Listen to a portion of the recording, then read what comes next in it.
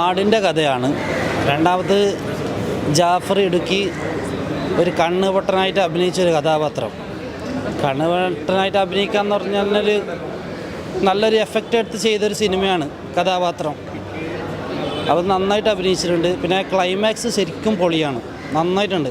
കാടിൻ്റെ കഥയാണ്, ഒരു കാട്ടിൽ നടക്കുന്ന സംഭവമാണ്, നന്നായിട്ടുണ്ട്. പിന്നെ സംവിധായകൻ സാറിനെ എനിക്കറിയാം, രാജബാബു സാറ് ഇങ്ങനെ ഒരു കഥാപാത്രം വെച്ചൊരു സിനിമ ചെയ്യാന്ന് വെച്ചാൽ അതൊരു നല്ല കാര്യമാണ്, നന്നായിട്ടുണ്ട്. ഡയറക്ടർ എന്ന് പറഞ്ഞാൽ ചെസ്സും കങ്കാരൊക്കെ ചെയ്തിട്ട് അത്ര ഇതുള്ളൊരു ഡയറക്ടറാണ്.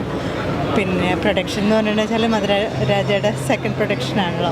പിന്നെ അടിപൊളി പടമാണ്, നല്ല സോങ്സും നല്ല ക്ലൈമാക്സും എല്ലാവർക്കും ഇഷ്ടപ്പെടും തീർച്ചയായിട്ടും.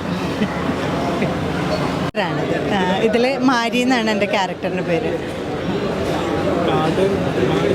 അട്ടപ്പാടിയിലായിരുന്നു എൻ്റെ മുഴുവൻ ഷൂട്ട് ഉണ്ടായിരുന്നത്. അടിപൊളി പടം, എല്ലാവർക്കും ഇഷ്ടപ്പെടും കേട്ടോ.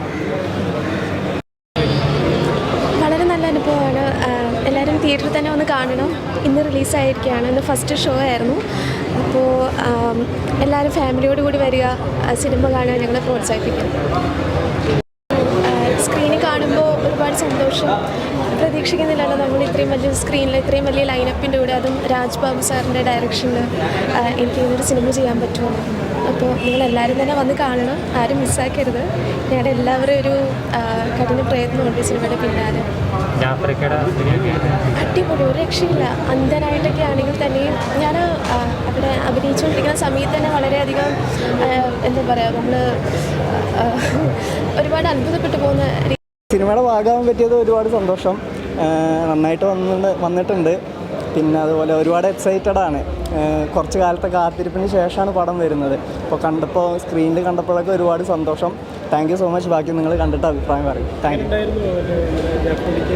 തീർച്ചയായിട്ടും ഒരു ലേണിംഗ് എക്സ്പീരിയൻസ് ആയിരുന്നു. ജാഫർക്കായിട്ടാണ് കുറച്ച് കൂടുതൽ കോമ്പിനേഷനും കാര്യങ്ങളൊക്കെ.